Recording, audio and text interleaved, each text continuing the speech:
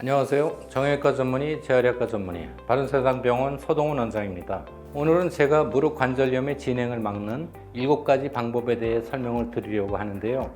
오늘 알려드리는 내용을 꼭 기억하시고 잘 활용하시기 바랍니다.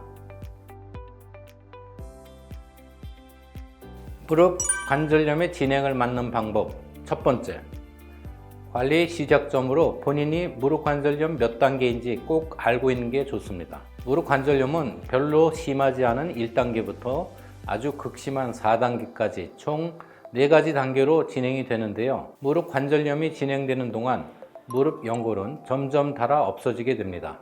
물론 줄기세포라든가 미세천공술 등의 연골을 부분적으로 일부 재생시키는 방법들이 현재 개발되어 있긴 하지만 전체적으로 닳아버린 연골을 재생시킬 수 있는 방법은 아직 없기 때문에 한번 연골이 닳아버리면 다시 회복하는 게 어렵다고 보시면 됩니다. 특히 퇴행성 관절염을 잘 관리하지 않으면 연골이 더 빨리 닳습니다. 그렇기 때문에 환자분들은 관리의 시작점으로 본인이 현재 무릎 관절염 몇 단계인지 꼭 알아두셔야 합니다. 특히 일반적으로 연골이 다 닳아 없어진 4단계가 되어 휴식 시에도 지속적인 통증이 있고 여러 비수술적 치료를 받아봐도 증상이 호전이 없으면 인공관절 수술을 받아야 합니다. 따라서 환자분들은 본인의 관절염이 4단계로 진행되어 인공관절 수술을 해야 할 상황이 되지 않도록 정기적으로 검사하고 관리해야 하기 때문에 나의 무릎 상태를 가장 잘 알 수 있는 주치의가 한 명 정해져 있으면 좋습니다.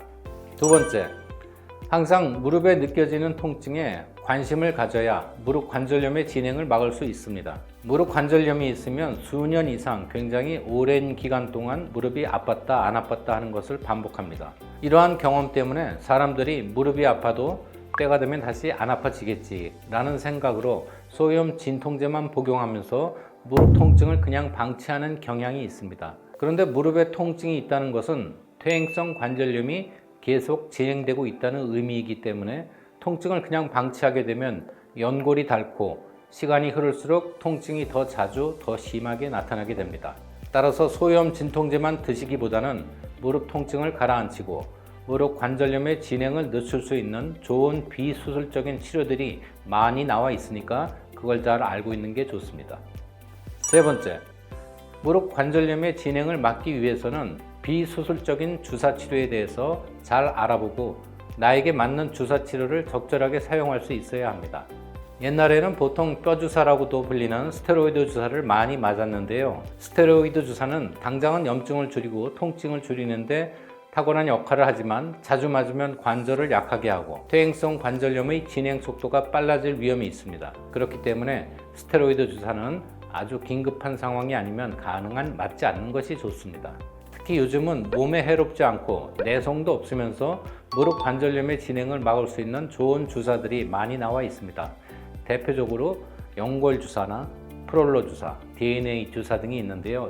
이 중에서 건강보험이 되는 치료도 있기 때문에 잘 알고 사용하시면 무릎 관절염의 진행을 막는데 많은 도움이 될 것입니다. 그리고 앞서 말씀드린 것처럼 무릎 관절염의 진행을 늦추기 위해 꾸준하게 관리해줄 주치의가 정해져 있으면 좋다고 말씀드렸는데요. 어떤 주사 치료가 좋을지에 대해서 주치의와 잘 협의해서 맞으시면 됩니다. 네 번째, 무릎 관절염의 진행을 막으려면 반드시 무릎 주변의 근력을 키워야 합니다. 무릎 관절염 환자분들이 적절한 운동을 꾸준하게 하시면 무릎 주변의 근력이 강화되고 무릎 관절의 혈액순환이 좋아집니다. 그래서 무릎 연골이 영양분을 더 잘 공급받게 되고 오히려 연골이 덜 닳게 되고 더 튼튼해집니다. 따라서 허벅지 앞쪽 근육이나 허벅지 뒤쪽 근육과 같은 무릎 주변의 근육을 강화하는 운동을 꾸준하게 해주는 게 좋습니다. 일반적으로 무릎 관절염에 좋은 운동으로 실내 자전거와 걷기 운동을 많이 추천하는데요.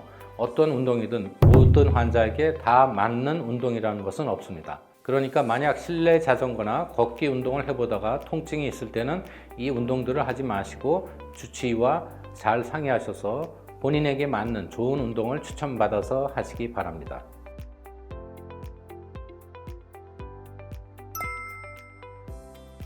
다섯 번째, 무릎 관절염의 진행을 막기 위해서는 무릎에 안 좋은 생활 습관을 반드시 피하셔야 합니다. 무릎에 안 좋은 대표적인 생활 습관이 바로 쪼그려 앉는 것입니다. 우리나라는 전 세계적으로 인공관절 수술 비율이 남자에 비해 여자가 압도적으로 많은데요. 가장 큰 이유가 바로 한국 여자분들이 남자분들에 비해 쪼그려 앉아서 일을 하는 시간이 훨씬 길기 때문입니다. 쪼그려 앉는 것은 무릎에 아주 무리가 되기 때문에 반드시 피하셔야 합니다. 특히 가능하면 방바닥에 양반다리하고 앉는 것을 피하고 의자에 앉아서 좌식 생활을 하는 게 좋습니다.